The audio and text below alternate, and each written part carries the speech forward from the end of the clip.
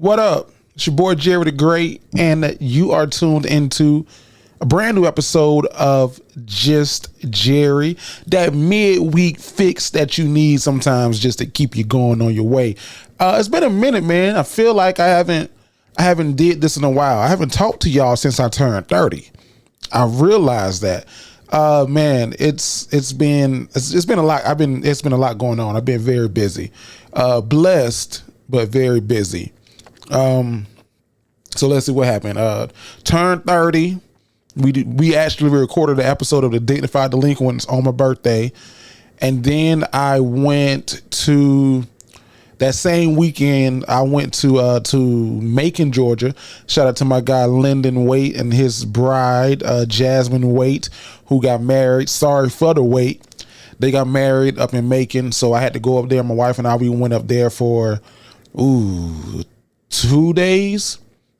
Then I came back home. My wife went out of town, so she was gone for like a good 3 days. And then last weekend, my cousin Takora, she got engaged in Daytona, so I had to drive down to Daytona from Jacksonville for her surprise birthday party / engagement. So congratulations to her. So I've been busy, man. I've been traveling, and contrary to popular belief, I don't like to travel like that. I think I've said it before, and I will say it again. I'd much rather be at home in my bed with a goldfish, my dog, and my wife, because I don't like traveling. I just don't. It's not the most fun thing. I enjoy the places once I'm there. And me and my wife, we always do this thing whenever we get to a city and we enjoy the city. We always be like, "Oh, I'll move here. We'll move here." So we was in Macon, and we was like, "Macon is so nice. This is a nice city. We would move. I would move here. You want to move to Macon?" Knowing damn well our ass ain't going. We ain't going no fucking well, no time soon at least. So it's just been a busy time, but I can't complain, man. I think everything that I've prayed for and talked to God about, he's given it to me. And when you pray for stuff and you talk to God about it and you ask for it and he gives it to you, it starts falling in your lap. You can't get tired of or just get weary in your blessings. That's just my philosophy. So I know, like, I'll be doing some speaking engagements, and not even from podcast comedy standpoint, just from marketing communication standpoint, what I want to get my master's degree in and my bachelor's degree in. And that was one of the things I said. I wanted, if I'm gonna go get this degree, Lord, please find a way for me to use it beyond just my selfish needs. So he answered that prayer for me to now travel to different places. I presented at a conference when we came back from Dubai. I'm going to be a presenter at a conference in DC in the near future, and I have some other things on the books just in that realm. And then even with stand-up comedy, I got a couple of shows lined up. One in Atlanta with Keenan Presents. So it's just been a busy time. And last week, that's probably why I didn't do it. One, I didn't do it last week because I've been busy. And then two, I was late as hell with posting the Dignified Delinquent stuff. So I apologize for that. I wanted to let that breathe a little bit. Let that episode breathe from last week, because I damn sure didn't post a video until like last Tuesday. Okay. And then I think the audio went out like on Sunday. That's how tired and backed up I was. So I do apologize for that, but I got some much needed rest, man. Been a lot going on, been a lot happening. I enjoy doing Just Jerry because sometimes when I'm doing the Dignified Delinquents podcast and I'm talking, and we be talking so fast, it's a quick show, I say things and then people come back and they ask me questions about what I said.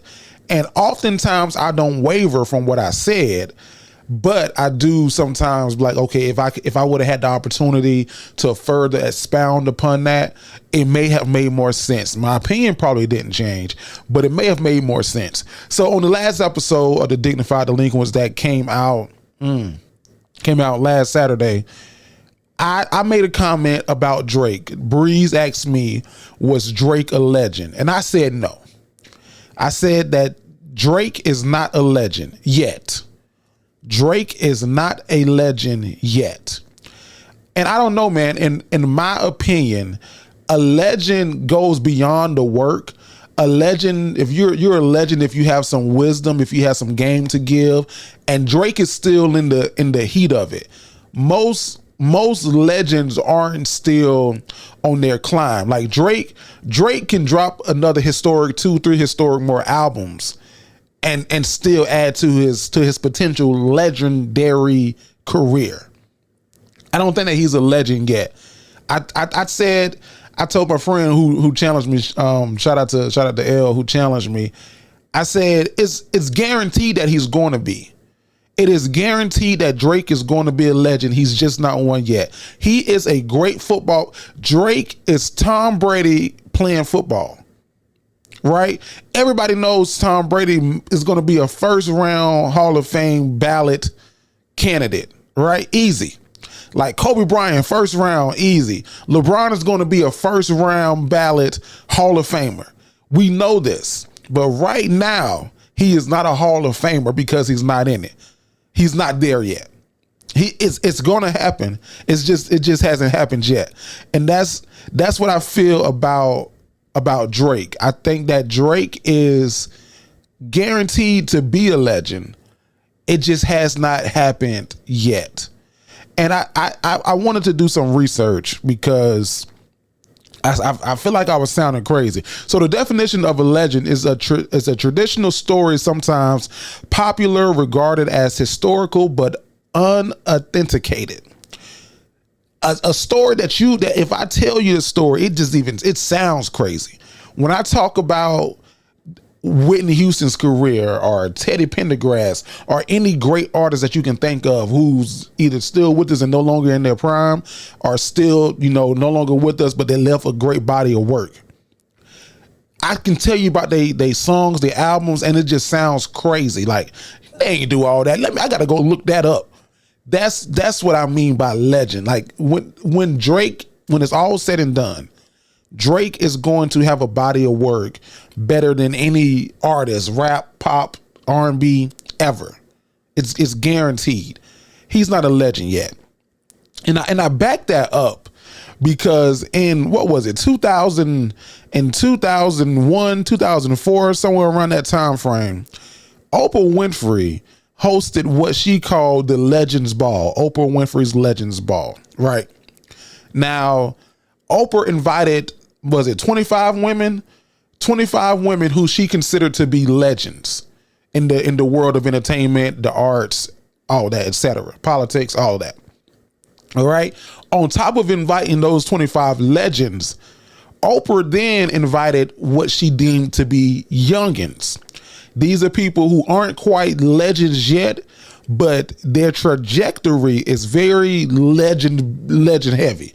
They're going to be legends when it's all said and done. So just to give you a sprinkle, a legend, according to Oprah, was Maya Angelou, Shirley Caesar, Diane Carroll, Ruby Dee, Roberta Flack, Aretha Franklin, Dorothy Height, Lena Horne, Coretta Scott King, Gladys Knight, Patti LaBelle, Toni Morrison, Rosa Parks, Nina Simone, Tina Turner, Cecil Tyson, Diane Warwick, Nancy Williams. The list goes on. Those were people who were legends, and I'm talking like 2004, 2005, and it may have been later.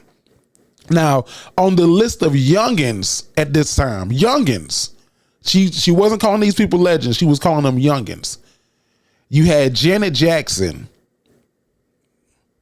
Mariah Carey, Shaka Khan, Angela Bassett, Alfre Woodard, Halle Berry, after she won the Oscar, Michelle Obama, Ashanti. Now she kind of fucked up with the Ashanti one. She was a youngin, but I don't know if she's on track.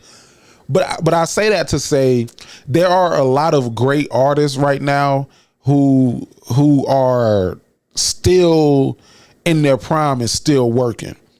And I think about the video that Jennifer Lewis, some other guy, I can't think of his name. I'm not trying to be disrespectful. Some other guy and Brandy, and they were all sitting at the piano, and Jennifer Lewis was giving everybody their props, and this is what Jennifer Lewis had to say.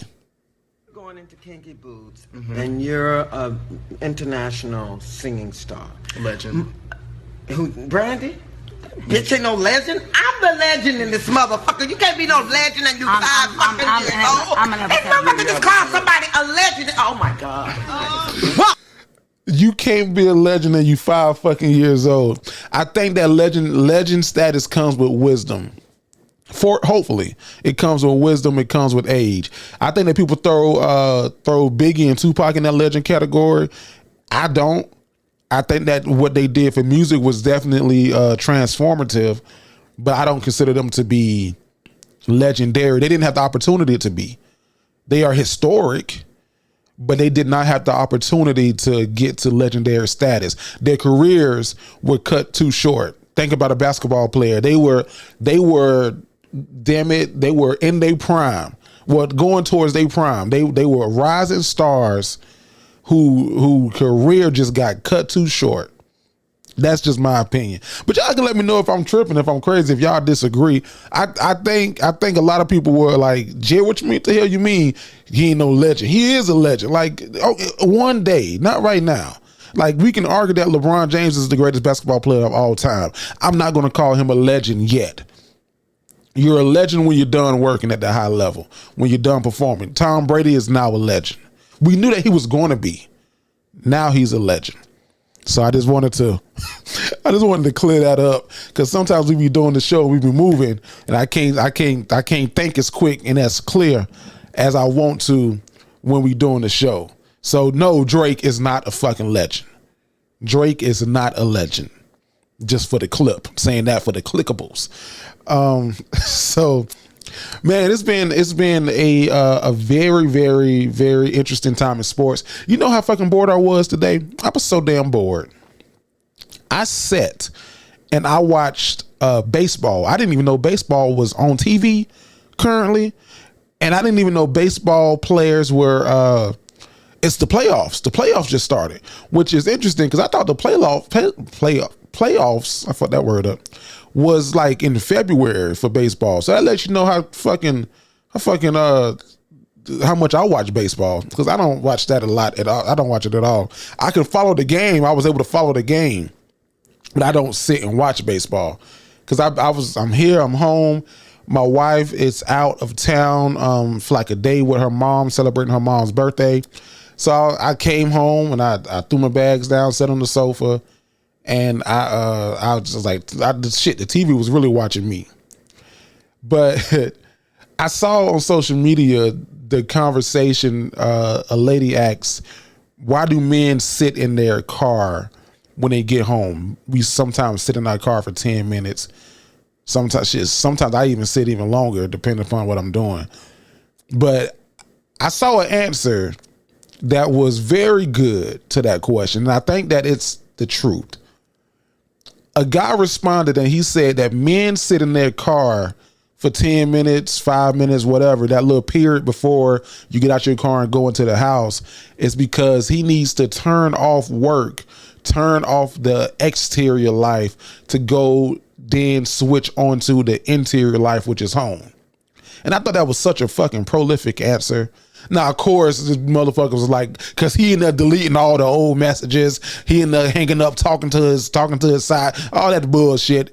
Which some people do be doing that. I'm not gonna sit here and act like that's a facade.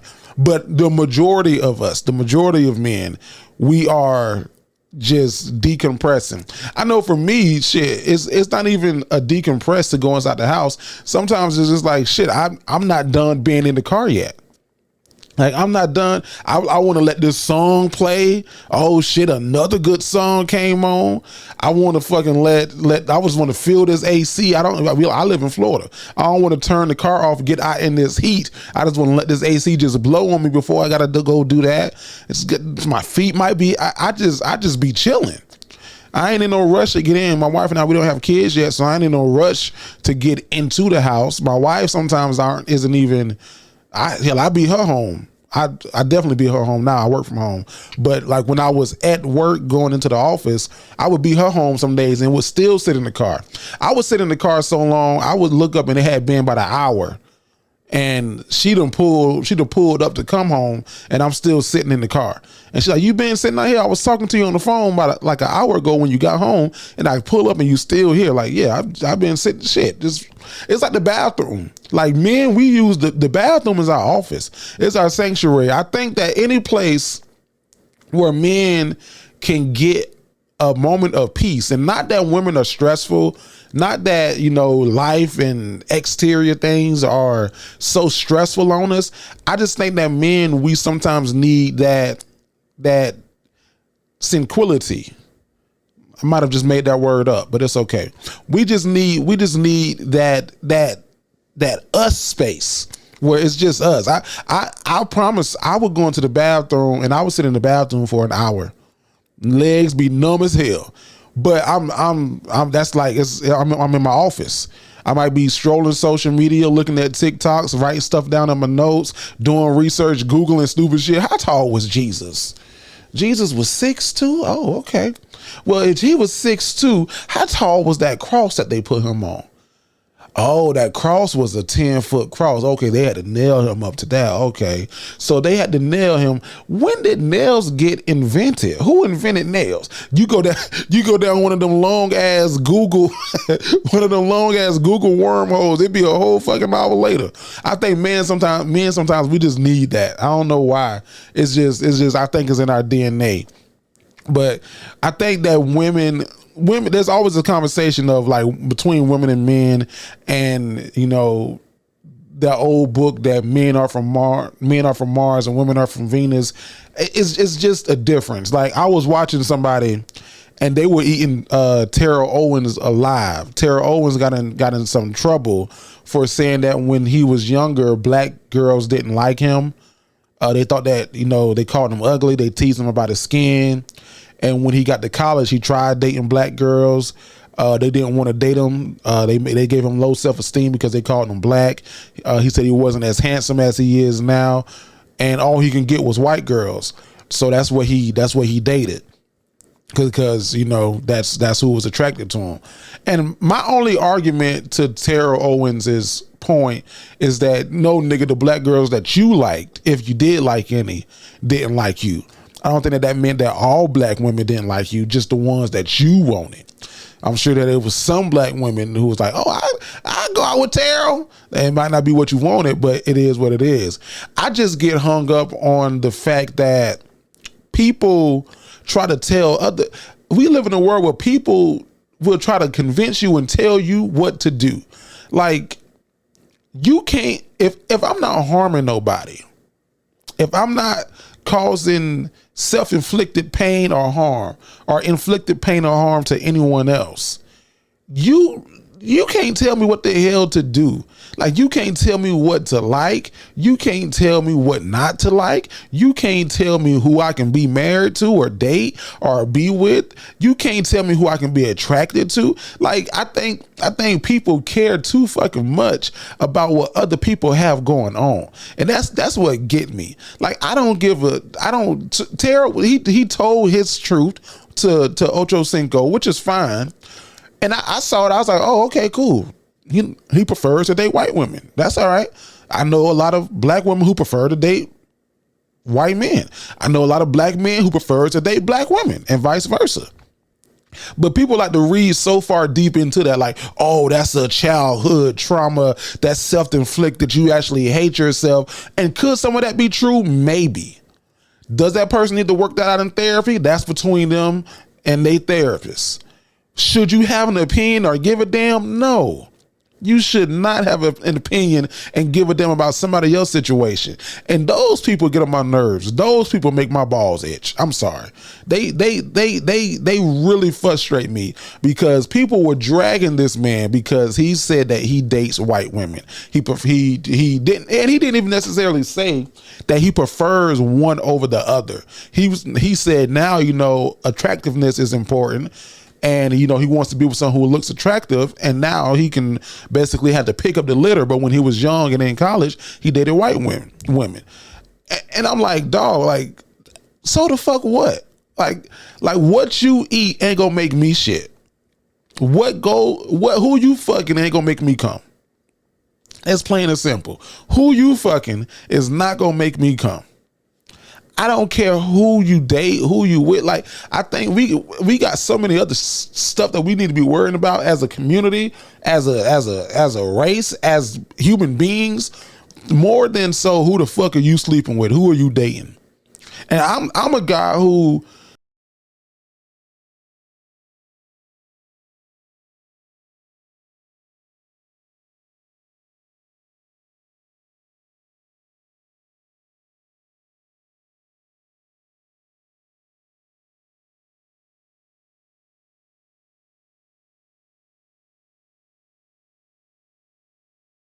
two or three, like, you really didn't see black girls around. Like, you saw them, but when you in elementary and you in that class of 20 to 25 students, you with who you with.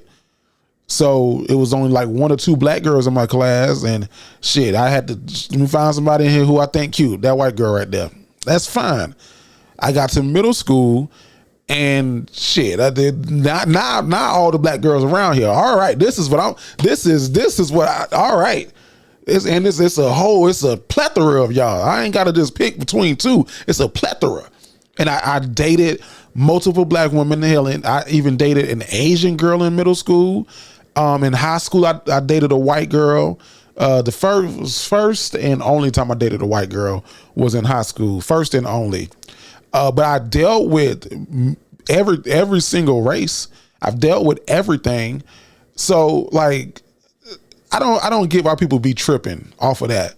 And you'll see Facebook comments or like Facebook statuses, if you own it, of like people like, how many white bodies you got? And then you go read the comments, you'll be like, y'all sound stupid. Like, it sounds stupid. It sounds stupid. Now I do have a preference. My preference is black. I do have a preference. I prefer black women. And even beyond just the skin color, which I also love, the melanated skin. But even beyond that, just the similarities that we have, the shared likeness that we have. I can say something and you get it. It's not something that I got to explain oftentimes. That makes it a lot more enjoyable for me and easy. Yeah, I got a black wife. My wife is a nigga. My wife is from the north side of Jacksonville. She went to Andrew Jackson High School. My wife is a nigga. I prefer that. I prefer that. But if I marry white, there wouldn't be no fucking issue. It shouldn't be. It should not be an issue. So I think that people gotta.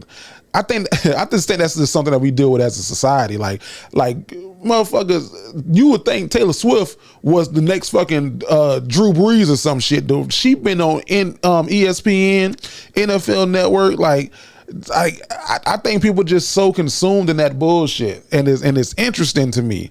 And Taylor Swift, I know she gonna get a couple of good songs out of this, because if she dating Travis Kelce, I don't think that you should date, like, women should not date any guy named Travis, because any guy named Travis is one of two things. He's either going to be really good to you or really shitty to you. Nigga, back in middle school, a dude named Travis took my girlfriend and then dogged her out. And Travis is always like pretty boys too. I'm not sure if that's been y'all correlation with Travis's. Travis is always pretty boys. They got the dreads, or they got something unique about them. They got green eyes. They black with green eyes. It's always something unique about a Travis. It's always something unique, and they always end up being not shit or the shit. Ain't no in between. A Travis is either gonna be not shit or the shit when it comes to women. So Taylor better be careful, because I'm from what that black girl said that Travis Kelce was dating before her. Sound like he one of them ain't shit ones. All right, sound like he one of the ones who ain't shit. But that's neither here nor there. That ain't, in the words of Tabitha Brown, that's your business. Hello there, y'all all right? Good. But who knows? Who knows? I don't even know why people be tripping about stuff. Like, I'll tell you what really gets me, and I saw this the other day. I was Googling something. I was Googling a business, and I was reading some reviews, and I was like, these ain't real reviews. These can't be real. I forgot what I was trying to go get, maybe some food or something.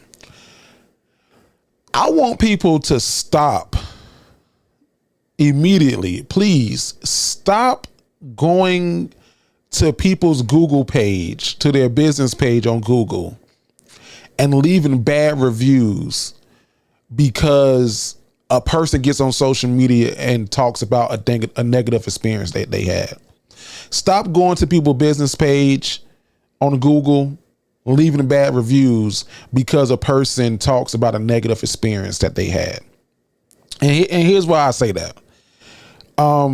One, whenever somebody's telling a story, they probably giving half truths. Unless it's on video, it's probably like a half truth, and even videos can be altered. So they probably lying. Two, a business is a business. Like, they gonna have some good days and some bad days.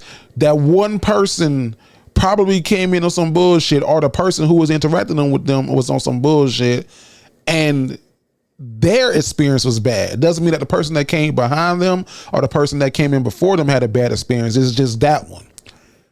And then three, if I go to somebody's business page on Google and I'm looking up their page and I see they got a 1.4 rating, it's not necessarily immediately going to deter me from doing business with them. Because if I see a 1.4 rating, I'm gonna be like, damn, what the fuck they did? Let me go read these reviews. And then if I see that all the reviews came in on the same day, or all the reviews are saying the same thing, he treated Sally so bad, and da-da-da-da-da-da-da, I'm like, okay, this is one of them social media trends that people went on. And y'all don't know how much that hurts a business. Like, that business could be someone's, they done invested their money, their time, their sweat equity into this business. For you to get on a social media trend and leave all these negative comments under this person's Google review page because of what you saw on social media, and which could have been a half truth. Now, firsthand, I've experienced that shit. I've experienced it firsthand. And I know how crazy and how full of shit people can be. Like, I know how full of shit people can be. So in 2000, when did I propose to my wife? Shit. I proposed in 2017, end of 17, 18, somewhere around there. When my wife and I were planning our wedding, I found really quickly that one of the most expensive parts of a wedding is the photography and videography. It's ridiculous. If you want some birthday pictures, $100, cool.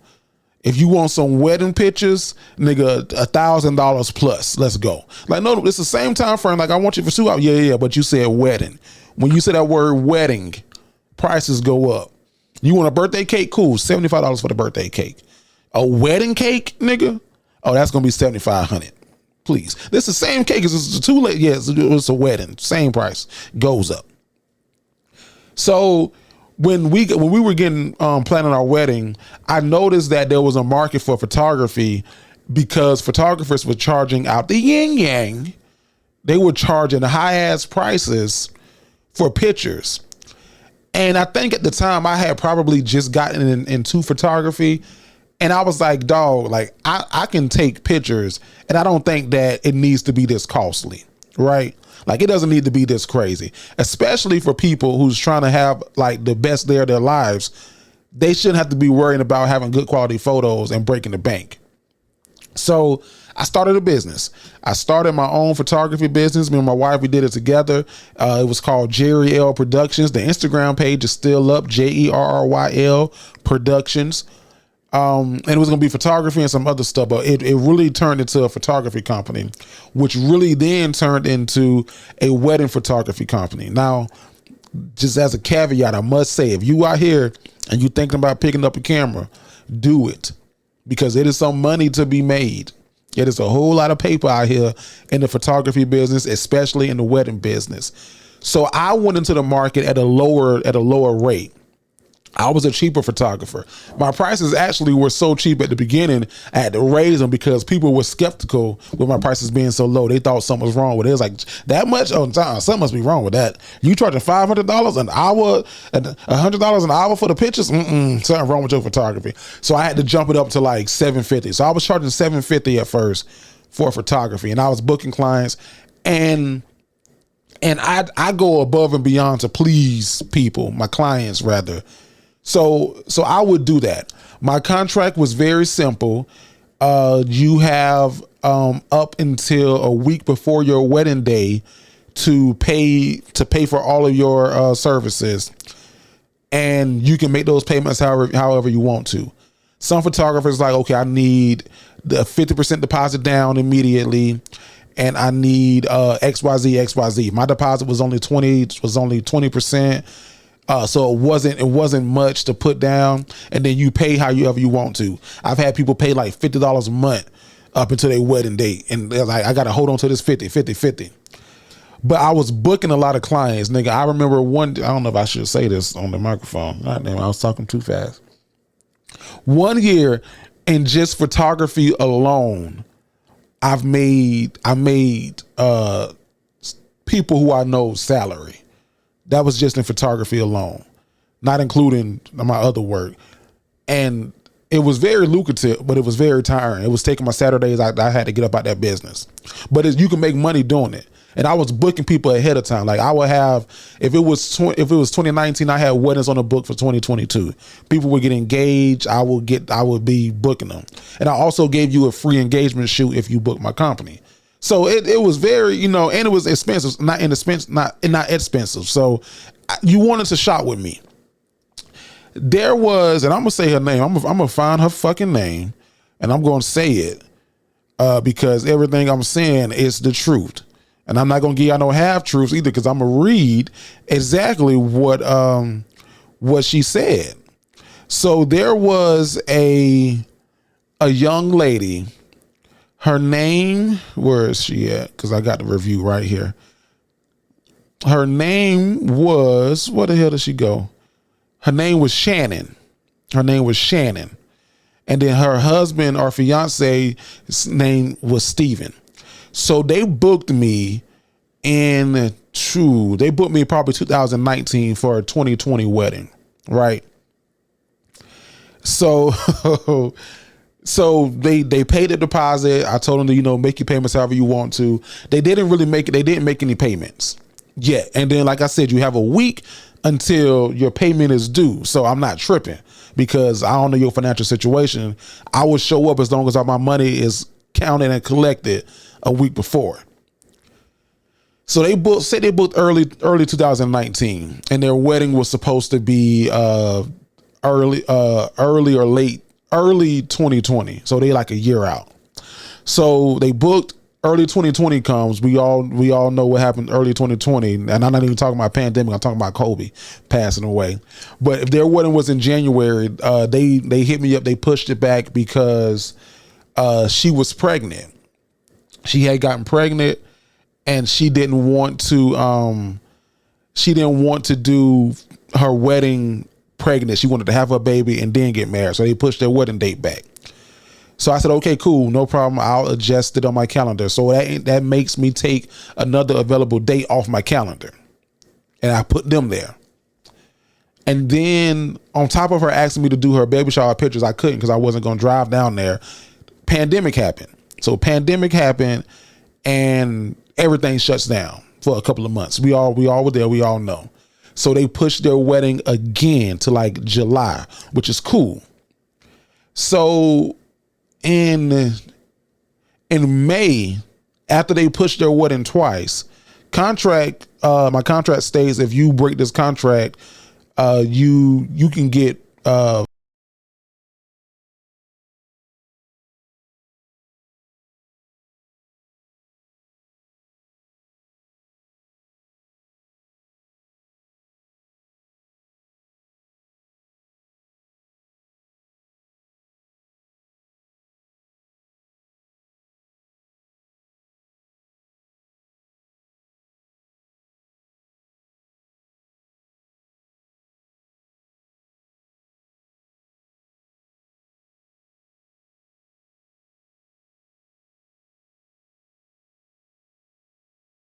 we had to change the wedding, this and the third. So we were trying to cancel. Okay, cool. We can cancel and I'll give you 50% back. I did not tell her that on the phone. Let me tell the whole truth. I said, okay, give me a second.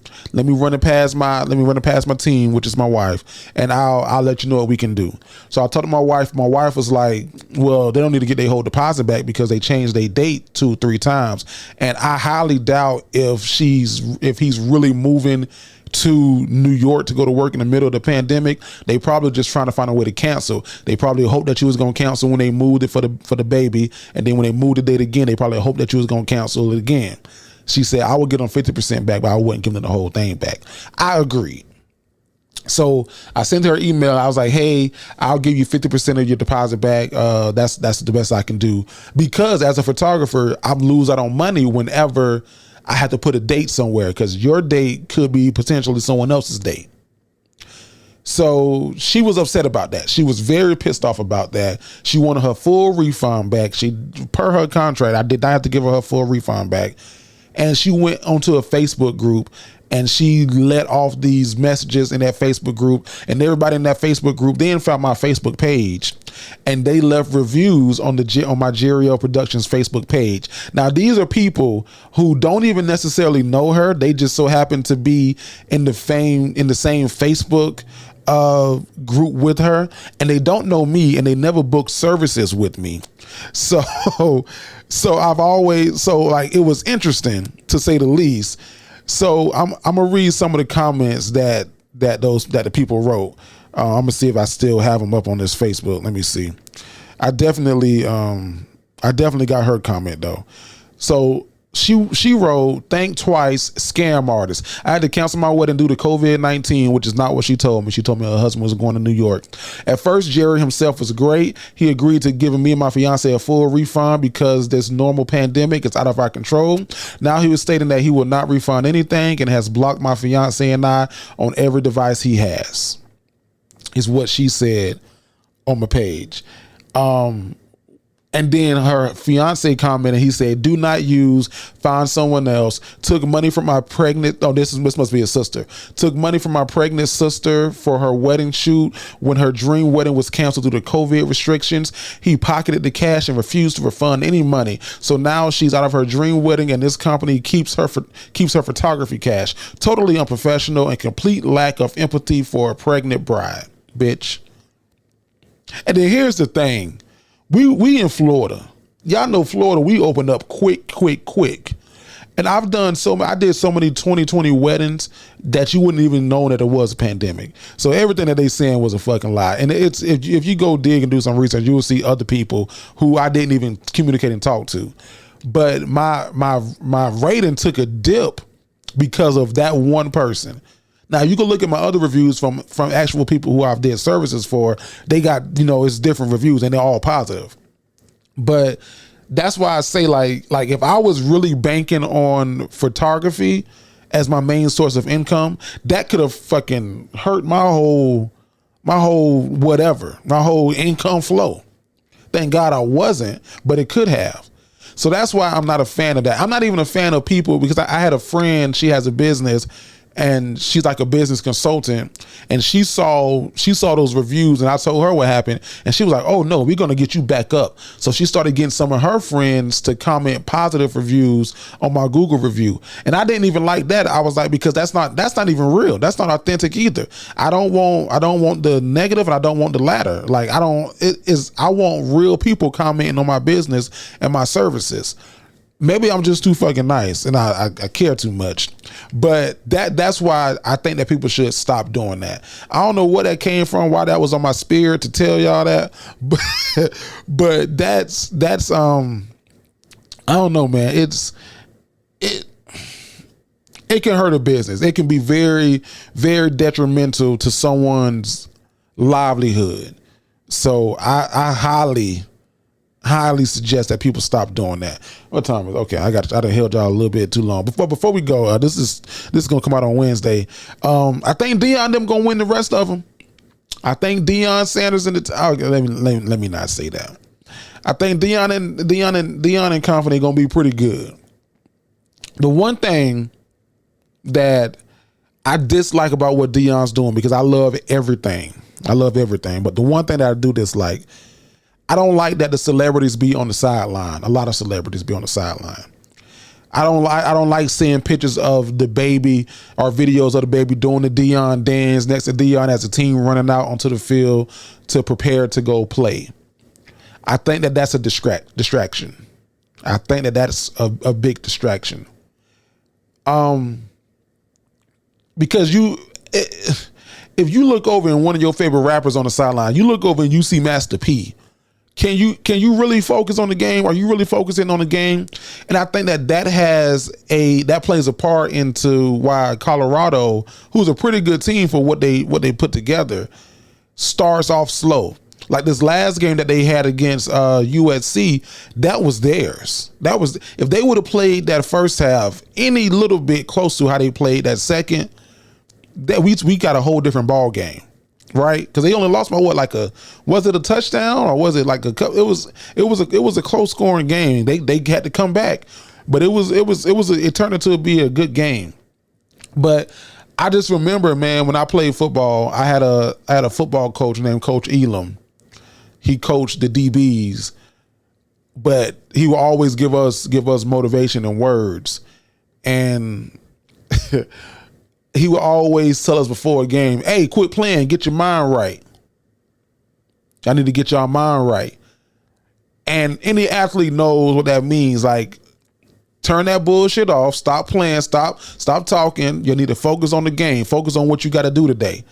And I don't think that Colorado, besides the speeches that Deion gives pregame, has the opportunity to stop and get their mind right. I don't know for sure because I'm not there, I'm not on the field. But if I'm running out and Master P running out with me, I'm not focused. If I'm on the sideline, if I come from the sideline from a defensive possession and the baby or Desi Banks is over there recording Instagram live videos, I'm not focusing. I'm trying to be in the video. I think that Deion, I love that it's Hollywood football. I think Deion is doing for Colorado what Jerry Buss did for the Lakers in the 80s. It's Hollywood football. But I think that Hollywood needs to go either into a box, to a section in the stands, or somewhere else, because them being on the sideline, I believe, is a distraction. They ain't got shit to do with nothing. I just wanted to say that because I'm a Colorado fan. I'm like everybody. I just became one. I'm a big Colorado fan. I fucking love Boulder. Love Colorado. I don't even know what the fuck their mascot is, but Deion's there, and he's a positive black man doing some positive things, so I like it. Hey, y'all, before I go, my song of the week this week, this is one of my favorite songs. I remember hearing this song when I was a kid. My sister Tasha played this song on repeat. On repeat. She played this song so many fucking times back to back. I didn't know who the hell Shantae was. Okay, but I knew one damn thing. Shantae had a man, and she had to get the hell home to her man. Shantae had a man, and she had to get back to him. Her friend was talking shit. Her friend going through it with her man. Shantae was like, listen, I'm sorry that you dealing with all that. All right, that's crazy. That's wild. My man at home, goddamn it, I gotta go. Sorry. Shantae, nigga, she got a man at the house. So my song of the week, my song of the week this week is a throwback just because that's been on my mind. It's Shantae, who just so happens to have a man at home. This is Just Jerry, and this is the Just Jerry podcast.